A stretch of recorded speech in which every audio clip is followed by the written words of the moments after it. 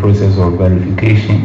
We've gone through all the process of transfer of votes, and all this we've demonstrated that indeed the black man is capable of managing his own affairs. And with the rest of the period ahead of us into the elections, Your Excellency, distinguished ladies and gentlemen, on behalf of my colleagues at the National Election Security Task Force, we want to assure you, the good people of Ghana, the good people of Africa, that once again we will prove with our commitment as the lead force, we will come out of this as a strong nation. Yeah, tuning K, post Domso Safoyene, Dr. George Akufu Dampare, Peace FM, Yensem Training, a man before William Gentu, and of course, security dialogue, Media Sia, what Yaman Boy, Ebay. Professor Nana Jane Opoku Ajiman, Ono, and Obama Penida da John, Dramani Mahama Chidom. Nene, what in a new Aprobashi so, I will put Mantemua.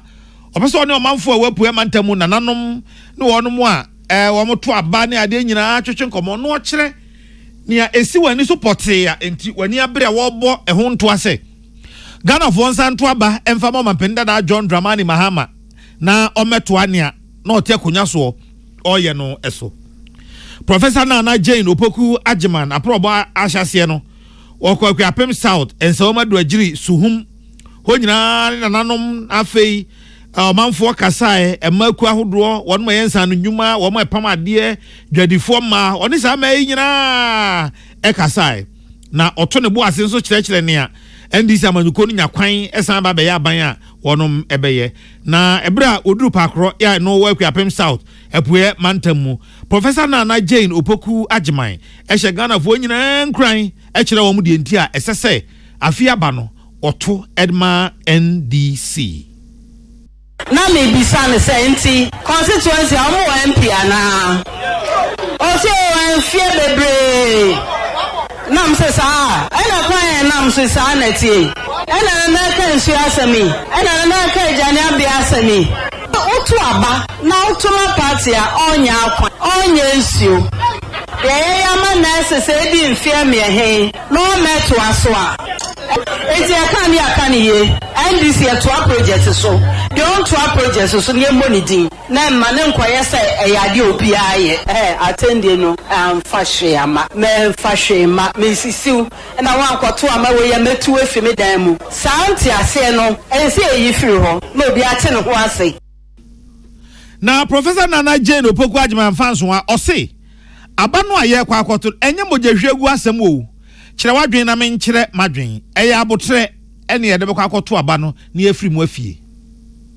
enti se nyina yete ho ase enti ye ko no mpuntu line ye nko be bia bio na nyina ye nte ase sa na ye ma asomdwe ma ye kuro yi mu ye ko abato nye ntokwa enye me so chewo enye me na me ni nyina ho hia ye se ye pese mpuntu eba na obi anya na setena mu pa no de tina ho de ye na dwuma bia anya me de adom no so no so mra wi asem no ma meye enti ebusuafo asomdwe na mpese mitimo kese enye ntokwa enye mi di watem enye me na ma no odin de enye politics ne be bi ko egu ye ni mas ana ameboa wa mami ana papa panimu dadem no te so wo kasasa me na ma no odin cheche edede na bai yes ye pese eko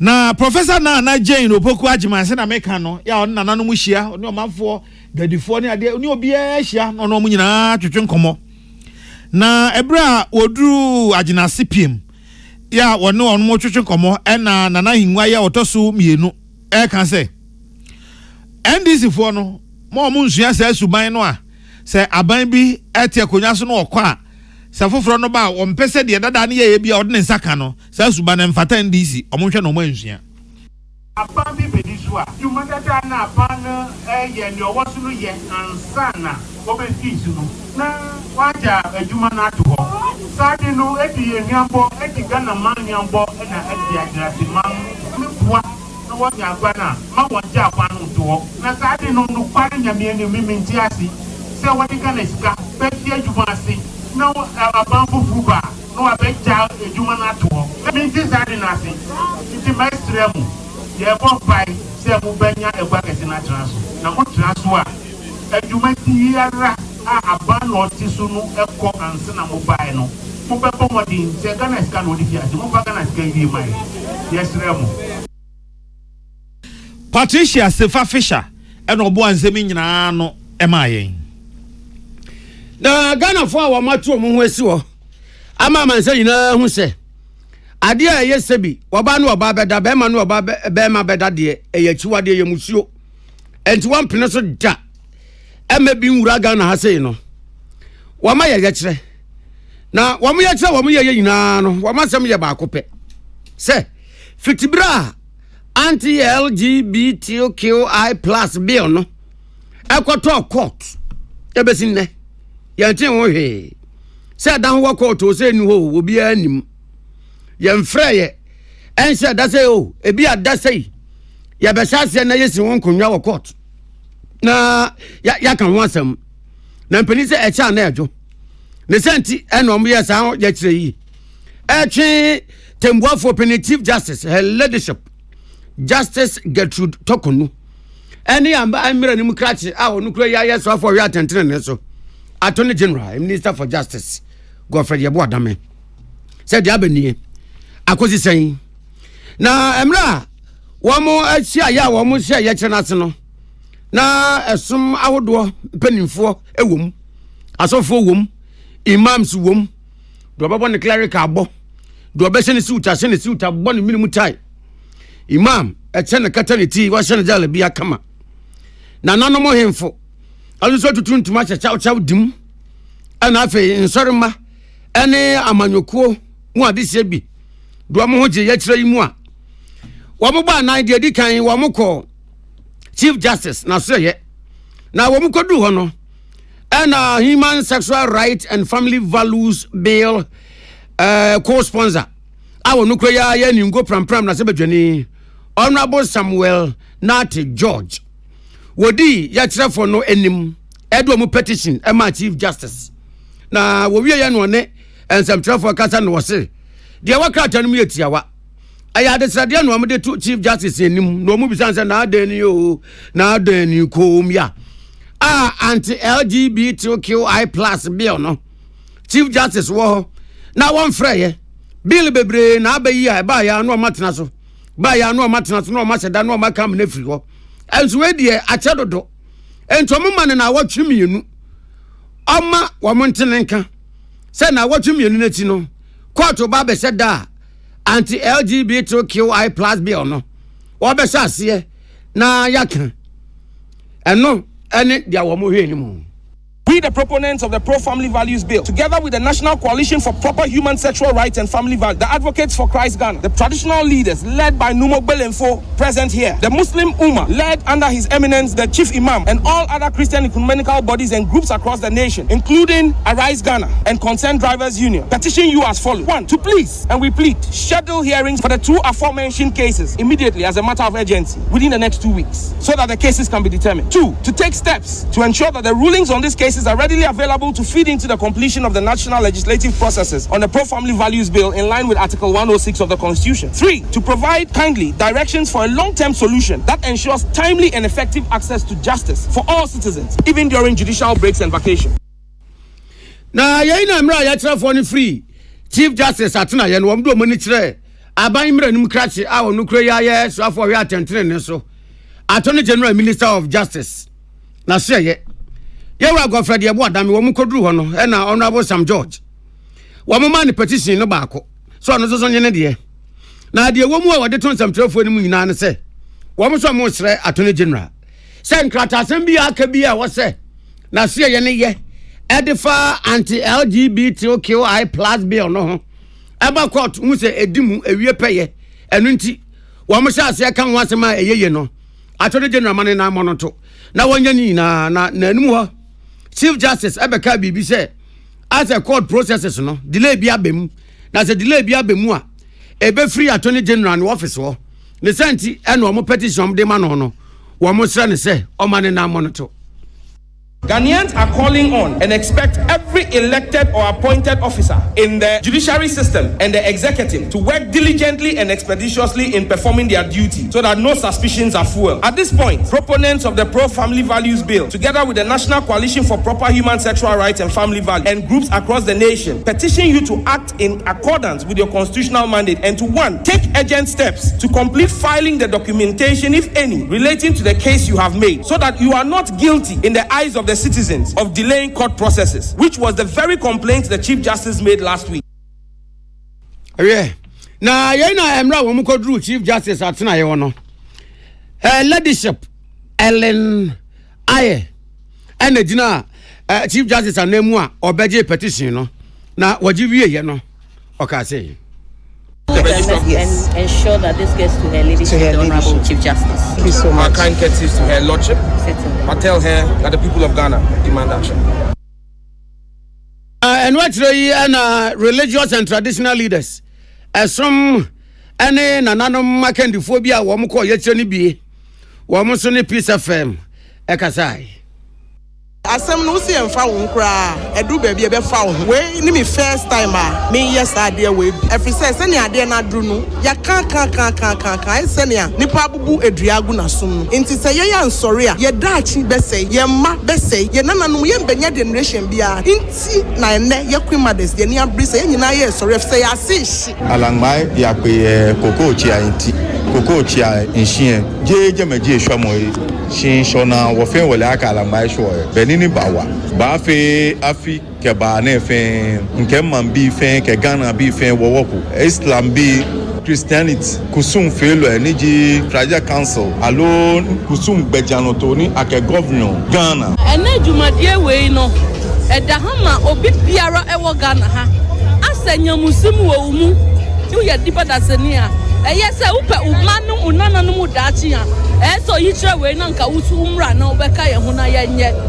ade ekoso ide we nye political asem na ye kan o but ade na akoye ni ti say yankasa ya mamre kra masa ade no ehu kwan na ye chiriwade kese na ye nyankopo chiriwade kese nti we die yakoye ahemfo na ahemma ye ti kro mia no yesi ye ma ho kwan ne ma ho kwan chira Aya gay ene lesbianism ho ye kire so enne Abdullah Dasmani any Peace FM yensem tuni yamano bofo a odi ye kire a wodi de si ye bai na ya kire no so baako a ebeba so wo kire chi ya wada yi eno de enyumafo ahodo no nkabo mukuo organized labor na ahyehye se konfo otu agudie wo akwaye mu konfo so etu agudie wo zuwanzuwam o ma sese ni nyina aban so ayenhwe ha enti se aban anya hu bibia de a ene wono ebeti atua ya eguso ka ho asem kra yenka enwieye na sasem no ho ena Ghana Coalition Against Galamsey ede ato mampene kufu ado anim se so bibia onya ne tenten ansana na enu no a organized labor ede share no aso na ebra oni sanjofo edi nkomone no nia odi sa ekuei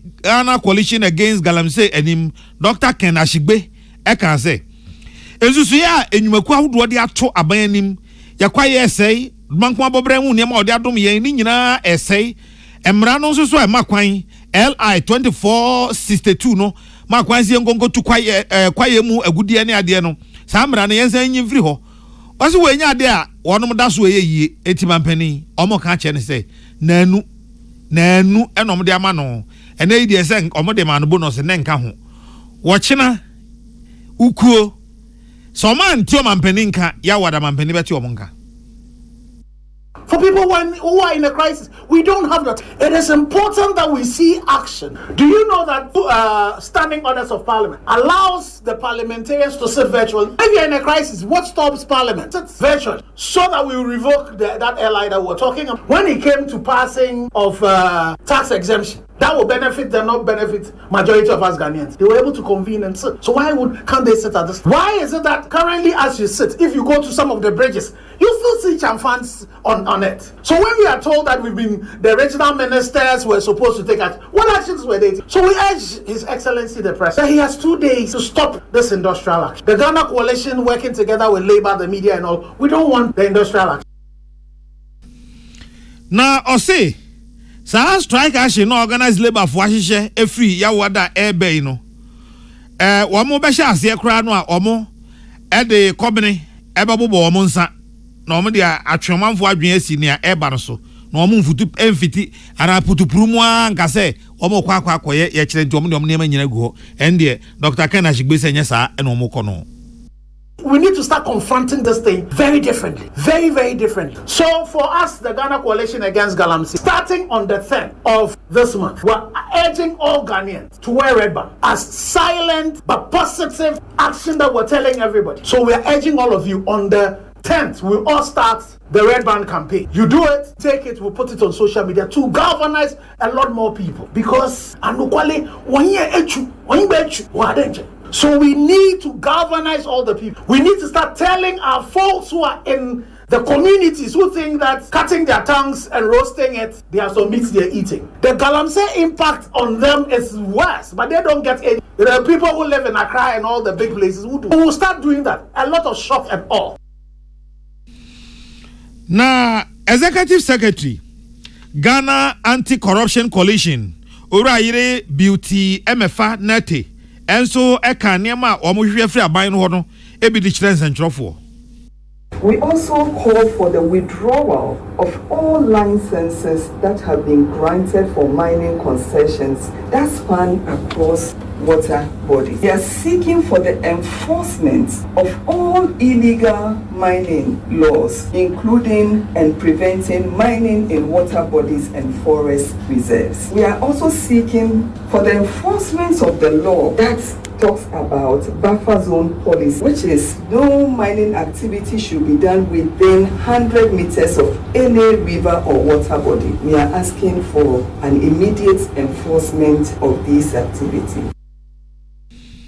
Na omu chiremu adi omu hwehwa nie omampani ye we no omu a omu ni asem Prince Bafo Asamoah Konongo Jakchan ono ena ode sama ni ebreye na oya lawyer ni wosua mra kamera ono kro ya asa so eye kanema mpani John Dramani Mahama wotu Frank Adiama NDC ne kasa ma afosronko wasan aboa no e wona de nyina mu e wa amanyesem mu Madam Joyce Bawa Muktari na wakasa wakasa ye nyina fa afia ba ye beto no ho ano se eye de pa se utie dia His Excellency Goodluck Jonathan ane perinfobia wo mani di Ghana abato echi e kano a eye ne de se de obi aka ne se afia ba ye beto ne be ya asomdwe boni bia esi wo se wo musa ene ye na ye mpa ebo no se ye nto aba no aboni bia esi na be ya asomdwe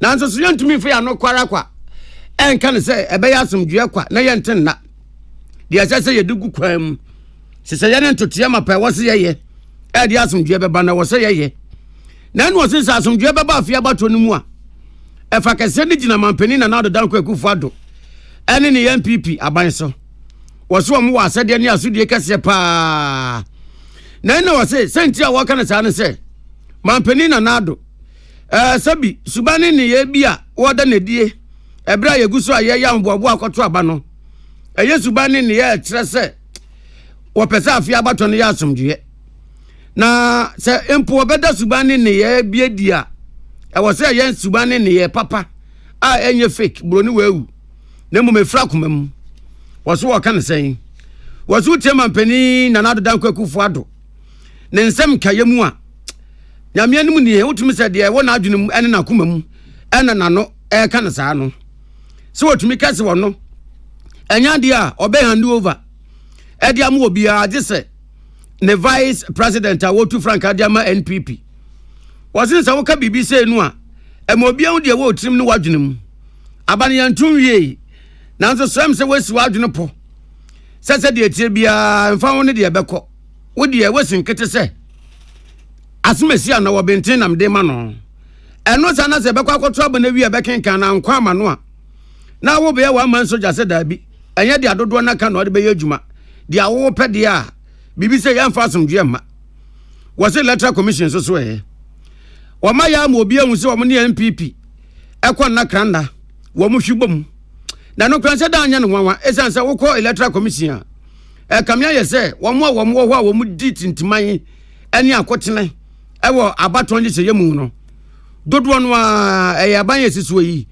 ena appoint wo mo do mo ko ni na mu no wo so be san ka bio afia abato mu asomdwe no ejina mampani na nado ene electoral commission so they bia me can say the back stops with President Akufo-Addo any MPP omo no mo ti aban so sesia second no John Mahama office he went through a very peaceful transition he handed over very peacefully man tit ka de bia sem Mahama ka so no on hand over Emma Akufo-Addo da o ti ase nti eto de bia senior mpanyifo no kasa senior omo behavior omo portion enne ma yedwi say bia bias bi wo ho anase prejudice bi wo ho na ECD say nyina yenim nkrofo motiti ho Dr. Pia Hene oye partisan obia nim se na oye dwuma ma MPP nti se no owo eyi commission so what do you expect ye ti se Bosman Asare e ka se NDC ye threat e ma ye democracy we obia who believe in democracy a we dwuma ho EC se ne de nya asema obetimi aka ne sa nti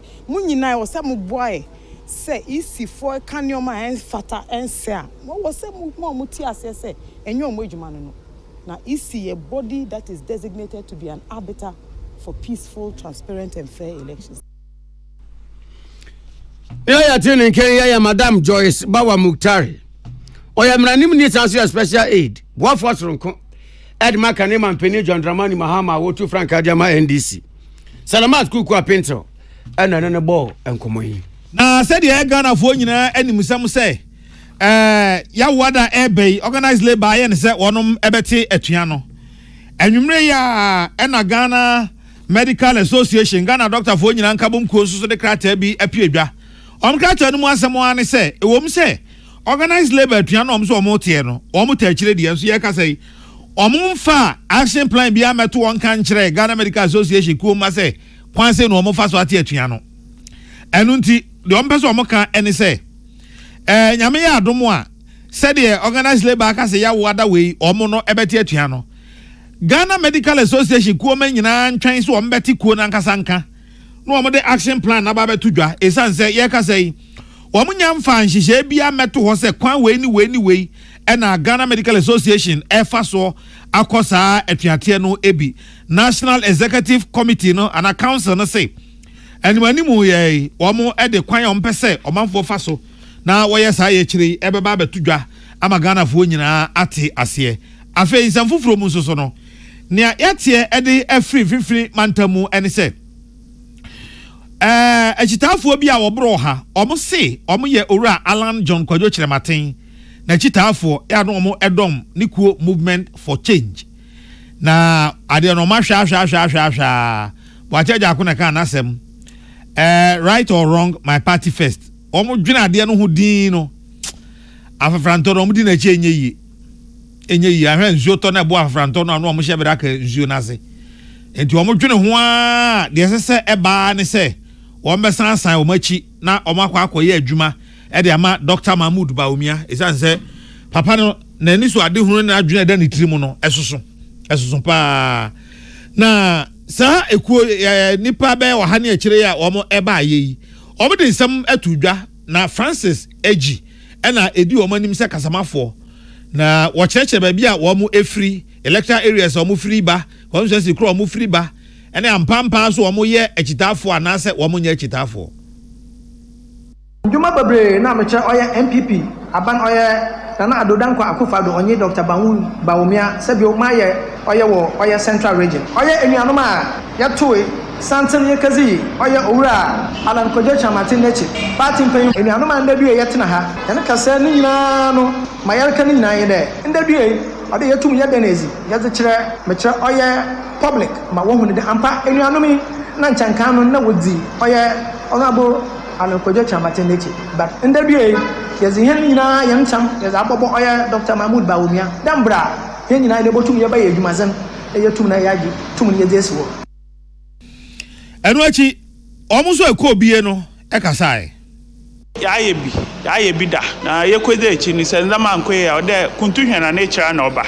nti se yekwedi baby na ehu de baby ekwa ni atwesi ni se nde pesam kuye biri wa ko baby MPP ni edi nyim na se oroko movement for change ano de ye ntumi ndi na echiri nko nti yerbe ye be adwumadin ya sha asimpo yakwa sun da no onye ye mende yabaka kaka ay movement for change sano kayan na munsin da misiya wasu na da mana da maba ne na agende improve ne chinze be ne da ate yenda ma onye ye ntim kache youth bia wo Cape South ana da Ghana fana ina ayeda nyanya na agende ya pre da mazino de beba ina agundune na kuma ko dubialen yensan na sansem nyina yenu akwasi mensa ewo Eagle FM Cape Coast ono e na ode ebre yen na ja eba ni se china beti o voice ni ya doctor e mia nyamia ye kwa homa so Francis Eji ye no ebe twetwe nkomo Francis Majoy. Oh, good evening sir. Na ho ye de Yamia do me ho ye. Okay pasho eni a ye born first one no eye wo a Me pacho yamia no kwese na mudi Oralan Kojo Chematin movement for change achi. Pacho met me akasa kakra. Sa uguso kasa no. Yes, Yo, mami fa we free so enchia mpanyfo a mo free so. Yes, me chia Ghana for nyina. Opening the one say. Yes, people answer ye by this MPP primate. Some crop for yet me no kasa nyina ye nyina na ye di. Ora Alan Kojo Chematin nature. Your boss say you did nature. Now you name there, church. You about to abanama peace about Nakayina, we are carrying na young abo. The Jim said, well, MPP for one on Toyano was a cat to Obia than Sasha Cat national. Now, Bra, what to aban or you nimba fight. Then one na Obashana want to one another, no way, the obesity party name. Obia Tenowasi, there's a Obazum Kubiano or Bakamoma. You may go to them, you to me a woman or cocker. Alquambo, your woman, Metra, or young Alan named Crawford on several meetings crowd. Now, you have to take more batting what's your pedal, also party, or pedal also no, then you don't know on your claim. Until there, 3 days time, now I was on one platform. Now, maybe Sabi there. Now, this is what is even going on. Now, I am Korana, and you know, okay, and the house again, at the Basa. After that 3 hours meeting, and you been around 6, now you wonder why a press conference with a binum share the movement for change, them are President Kakaonazi, which means, in fact, Obana Damonema, your port here, you did them a unit in Nano, Yanchin, them idea no, I'm found. I'm fancy. My Yakan in there, Nanka Yarubwa, Chacha, and Chayomobo to Nai. Yes, and the pa said you MPP Aban Michana do Danko Akufado. On ye Dr. Mahmoud Baumia was a guana. Now, you're on ye. One of them on other him, now you're to ya bump him, now you're 2 years back home. Now, now you're boy. My autumn was in Queen, or come 2024 election. And to say, appear one. Now, listen to it been a marking. So, I told you, on your day, you do your share, mature, or your free SHS. Said you on put you at the Casa. Because most of us have been one bar, a bit every JSS, actually, no, or Bako, or your secondary school. Some can be a man. But you young Bruno. Eja, now you will be no man who wants to send you and Kobo to mention the acronym. But because Nancy can you want to the many are nominated to me, I went into my secondary school. One of them, one hour, actually, Bradam trade SHS Bobazi. One band and one be animal baby to make your opportunity. And it's a party when she shall papa be on the Maza. No, shadow, they in a back home. They are 2 nail poor, you're 2 nail name. Open him with the man of the high. That's a baby won't be a man. It's Anti Meti the Ocha, I see ya, more MPP for. Yeah, MPP for. Most any power hat or honey in a. Yenina, executives are Yezi, Alan Kojocha Martinechi. Ah. Only a beefy Cape Coast North, Cape Coast South, Abra Cebu, Gomwa West, Gomwa East, a selective way, Alan Kojocha Martin Echi. Okay. Enti, Moya Obia MPP for Nimo that I said, Namoya MPP for Sanamoko Alan Echi. Oh yes, me from 1992. Okay. And he said, who say who can MPP for Nimwa? A hearing on Munimo. Omunimo Capcos out. Electoral area, Ben. Yes, Chindichi, Jejem electoral area. Okay. Oko Alan Chino. Dear Nabemo be a OT when you maybe who say a yampa. Oko Alan Chi. Yes, but often in there, bra. Before even the primaries. Yes, what up and there, Alan, that don't need donations, at least even across even the belt of Capcos. Now you're what friend Mr. Hedgehoe, or your Guacato. Said you on central region, on the wasn't to Ano. And Tim Brambia and other places you are on Okono Kajina or Damazina.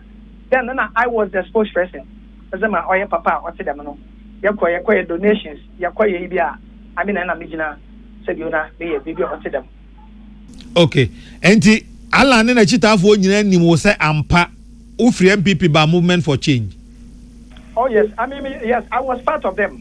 I was part of the team, including some of Yama, this press conference. Great. And the MPP Kotuaba, Alan and now dinner chain, and now Dr. Baumia Benyaye, Sabrin in a Bibia and Busu. Is it a I say? I can't if we are a dunum crony a quack or twaba. Dear Nassis and dear Nuahunu, dear Yan, near the Ama war, dear Assembly Akan war, Bob and the Asher war, Afedia, where Ja Allah was Ubreni. Obedi, Papa, Maritano, yes. And yet, said you, in your case, on answer. Just that, and the this press conference, Obado, there are several meetings called before Ansana, this press conference in Babado. Until now, gradually, you would have said you're doing Kakan. Most of you see, as you know, say, you're shirt, t-shirt, another video. You see, in politics, you will be my frontline politicians, they were backdoor politicians. No, do it, but all you do, man, so on can't show definitely be an but in for you, now when you were there, some of us, you know, now you can want to the man and a man, but you're only there. The Mazano are on 2 million on Boyan. On to Boyan and say, okay, Mamma when you do. Number say, said, Obibia, why an agent there? Obedi, or your independent candidate, a chief. Said you on to Memboa, Central American, the main there. Asha, MPP. You my pa, was there a cream. Now, Dr. Mahmoud Bawonia went in the policies in her. The Jimmy's there, and you are not saying, I bump him, in the nature.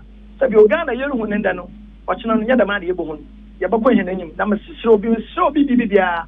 Or be on your gun, the over from non your police station executives. Over from today, or your grassroots person. There, between a freedo. My catcher will be BBBia there. On Sunday, Sergeant Pinonia on Sunday, no back home. My yenina, the minimum there. So, oh, yeah, said you, oh, yeah, from a man could say. Yaru, my family wanted that tune. Open your American say telling you there. And for that, now would a binum a teacher for binum was now, Francis, yes. In the time one now, who free MPP I could di Iral and a chino. That's how they are okay in an Awunimana. Oh, Maricano, what I'm saying there. Hearing now, see, Alan won before a movement of change. Okay. Movement, and yet I walk to you. After 1 year selection of them 5, that was when this thing even started. Okay. And so be back in there. Now, it was after what to abandon this movement. No, series of meetings even went on before this. That was when some of us even took that decision. There said, "No, back when no." And he said, "They are okay in China. Who say movement for change is why issue statement say, oh boy." Na monye movement for change ma anase sika bi ne de ama munti na moye de moye abaka sen openi met me aka cho say it is a very true statement that make cho say me obi ankwaje obi asika nobody have collected money from anybody. Nobody have collected money from anybody.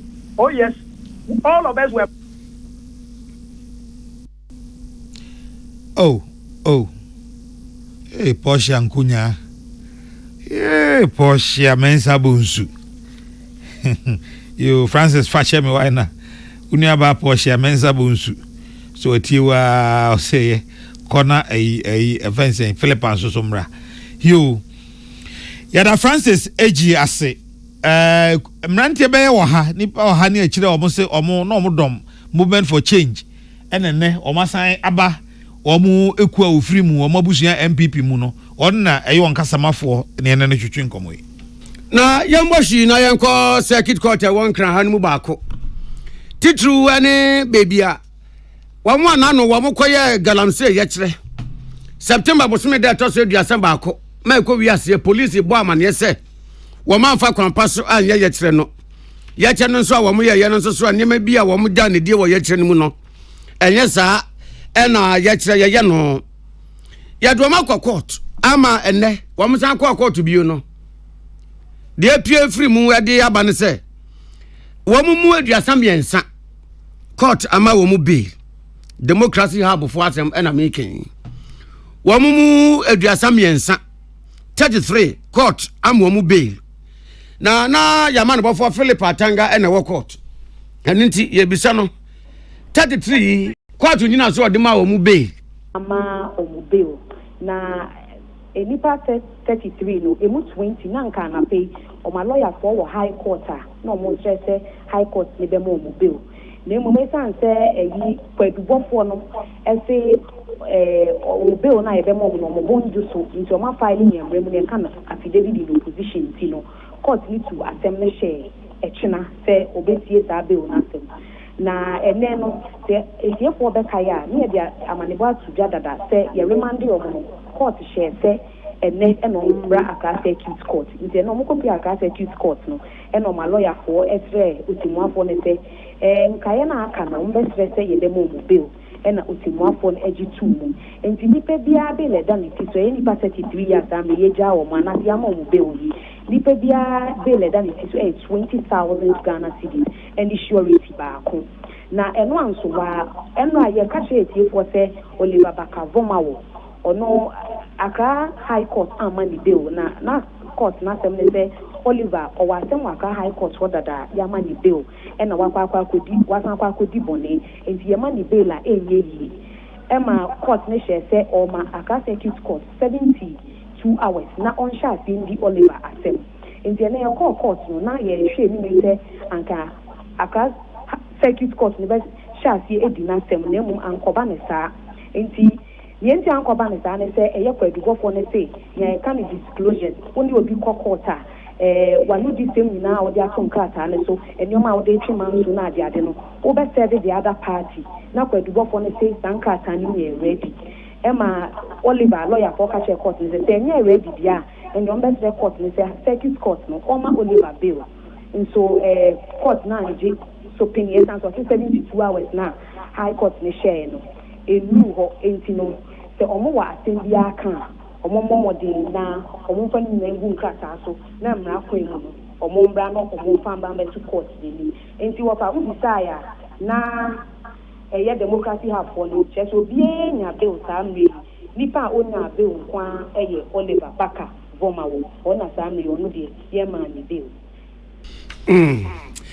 Philippa ya bedwa se Philippa Tanga ye yaman bofo amani odi free circuit court ba ye emra democracy hub womo ye yekire September 31st adu mo court ne bela ebienye bie enwaman bo no odi ba ye na osofo abedi echi ohwe enwomasuaso no ne de no eye TVET ne din ene honorable Professor Kingsley Nyako odi atudwa se aban otekunwa so yi na niso ade hunu ba akopa ne se obema mabunu anya adwuma ye na za TVET no aban ma na ni ku hunu nyina ye nnwuma a opese mabunu enya bi eye Professor Kingsley Nyako se TVET no ni omu ane se eboa ma obi nia ewo ni mu ankasa de obetimi de na adwene ehwehwaye ne ade no onyakwan polish na osiesie no krakra no kama mode ba bontena eya akono ema obi hunu a nani gye ho ekokokoto na ose aban edisika hye TVET mu ankasa amene se okọ TVET ahodo no a emfidie ne niam ewo ho no wo hunu bi da na se Ghana fo ena yani hye dan ko ho papa odi nsem nyina tudwa ebra ɔkɔ Kumasi Technical University ɛwɔ Asantema mu na akɔkɔ sra wɔ mo ɛhwɛ sɛnea technical ho adesua no ɛkorɔ aban hu sɛ so ɔman no betumi atum pɔn a wohia ensanodwuma adesua abɔdeɛ nyansa wohia science wohia ametivet it's now about discussion about 6 billion Ghana cedis so far and about the dashing to co institution both at the university level, that is the technical universities no, and the technical institutes no. Obehu workshops, obehu laboratories, obehu equipment, any other facilities a woman ebwa ama esuan for no, esuan de. Na the more musuan no, omu honoma de boa. Meno ka say they are makobia ebia mo ka say omu hia bibia ehia technical solution na. Omu de ba technical universities no ma ya momo. The more mo ye no so no na omu neska emo mo na ebiso eboa institution no. Professor Kingsley Nyako ena yete nkan eno achi Vice Chancellor of Kumasi Technical University ano Professor Gabriel Jumo enso Akan say Juma de wo mu ye bi pa nanso wo mu ebehia aban emwa wo hwe aban asinya boa ama yenya water modern lab water modern equipment Kumasi Technical University one of the few institutions we benefited from equipment aban no the mine we Technical University about 5 of them benefited including Kumasi Technical University other secondary schools are TVET related also benefited nti labs ne equipment dey abana ma yebe dey nenso so you per say you admitting more students because sometimes you are constrained untimi fa students bebrebe because lab no intimi emwa ma unya students bebrebe ba opesa wo fa wo na penia yete de kasa sesi Professor Gabriel Jumo ono ene Vice Chancellor of Kumasi Technical University ano Samson Kwame Nyameche ene ode amane efiri Kumasi ebreye na yebeto akase bono so a Cybersecurity Authority ekukase a wo mo bo abefo ententan eho ban ye di free ewurukasem ewudisem ene krono titru ne wo mo a wo mayo madwene se wo mo nsanum wo mo nsatianum wo mo mfanya adwuma na mmom wobekọ abefo ententan so na wo makọbọ krono awia nkrofo sika ane aya ni bon nkrofo nyansa krono ne afrewo bedefe wo abekọ akọwia se na osika egu mobile phones awe ba so de kọ eno da nchen ya obehe na o bank account wa muani na ho one day guard ka krebi pe na akroma wo de kọ na so Cybersecurity Authority adawroma wo mo adechani adesanye bia wo mo nam abefo ententan ne so boban se de be ya ewurukafo ne momontofo yi wo mu ne ewu eni ewurukasem mokro no na wo maya dwumedie kase bi okonfo not teaching hospital konfo not teaching hospital dwumedie no na ye Cybersecurity Awareness Week Symposium na watwumu a na wo matuo se wode bo dawuro atwe ye na ya dwene de si hia se ye boa ma ye boban ye wo abefo ntentan so na dwumedie na so waton se de frɛ penia one Director General of Cybersecurity Authority bibinti wantumi anko na so sanse ntifu no apejafo ho nti was mama head of National Computer Emergency Response Team was Cybersecurity Authority ho ora Steven Kujo sheshi mokosi na nan ema nkokọ ya do beka nyina no wo we sade she ni dodom ne sense ema wokoprum gu ho nyamro ora Kujo sheshi ekasa ewojubede yasede ama Director General of the Cybersecurity Authority no ana wochiremu se ebredru se titru omo a womo wo apomoden ayaresabia no womo ma womo ni ku abefo ntentan so ene mabone ne nsemfo ankrofo bi di wo so na womo hwe ni yie papa pesen se na nkenum se eja beti se yeso ye wie obi sika anye mobile phone so a na accountum we dia womo de kɔ apomuden ayaresabia aseye na enne se bia yafo bi aba information no a ayaresabia beji afa nipa no ho no ne ho asem no ya no mufo etumi gbowramu a etumi ko hu ama nipa no ho nsem nyina wo mu hu ama mu tumi didi bone ne senti no wo mo sra se ebeye pa se apomodin ayaresabia wodo ni na ni beku kwan a won befa so aboabo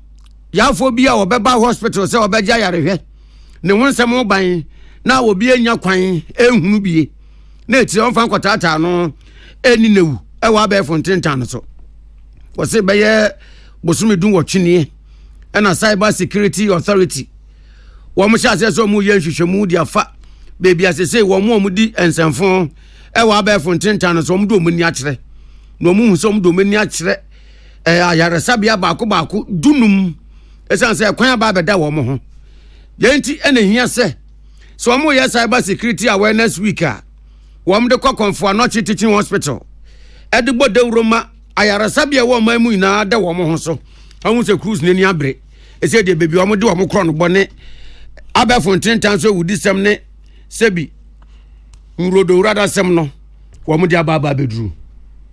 Our data is extremely vulnerable to malicious actors because it's sensitive and has large market value. These records contain personal information that relates to identified or identified individuals. Secondly, healthcare systems depend on legacy systems that were designed years ago and are now vulnerable to a lot of modern-day attacks. We also have to deal with the fact that there's limited exchange of information and best practices in cybersecurity in this sector in particular, both at the national and international level. You can speak about human error or what we can also call insider threats, where our staff or our people that work for us make mistakes. Now attending Kenya and head of National Computer Emergency Response Team, our Cybersecurity Authority. Ora Stephen Kujo Shashi. Now wakasa we na Professor Ochriade Mensa, on the Chief Executive Officer Dema Konfonochi Teaching Hospital. Obokoko say dia empenifo ken de na yesade na yehu pa na wo anhwe yi a wo so anhwe na entusanso e de beba no enye papa. The health sector, according to studies, is the most impacted by these inimical pursuits. This assertion was strongly highlighted in an editorial on the 25th of May 2024 edition of The Lancet titled Cyber Attacks on Health Care, a Growing Threat. In the editorial and the reference, the internationally acclaimed medical journal stated in part that, and I quote, whenever healthcare systems are attacked, delivery of care is delayed and inevitably puts patient safety at risk. The editorial added that the financial losses after a cyber attack can be very extensive. And Prof. J, it is in the light of this that it has become increasingly imperative for us all to collectively equip ourselves to effectively play our respective roles in protecting this space. Now you're tuning in, Professor Ochriade Mensa. Penia wada Konfonochi Teaching Hospital ano. Ne kwakwa mu ewo symposium na se na otumfo hia hene. Na Professor Ohene Babuachi Ejeyi. Wa hene a wotoso mienu. Enso kasai. When we talk about cybersecurity, otherwise known as information technology or electronic information security, we're talking about a set of best practices used to protect computers, servers, mobile devices, and communication networks, and data from malicious attacks and threats. We are currently acutely aware of the dual challenges we face, the increasing complexity of securing confidential data and the relentless breach and spread of misinformation. In our interconnected world, these challenges have become more pressing than ever, especially in the realm of healthcare, where confidentiality and trust are paramount. I encourage you to focus on certain key areas, examining cybersecurity threats to your organization. Otumfo hia hene.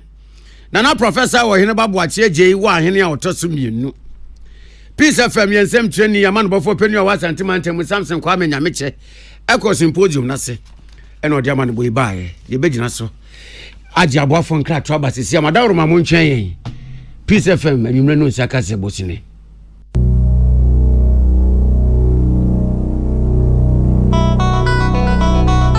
Happy delightful juice. Wachulala, swachulala, chichi soso. Afrana pa. A pepashu breakfast and was in woman. Joe happy delightful juice against with toast, cereal, and even benku. A bread and fifi. The most fringy man. Happy delightful juice. One of what? And you be here. I come here to relax away. So I know when you're. Let's say what a chamado.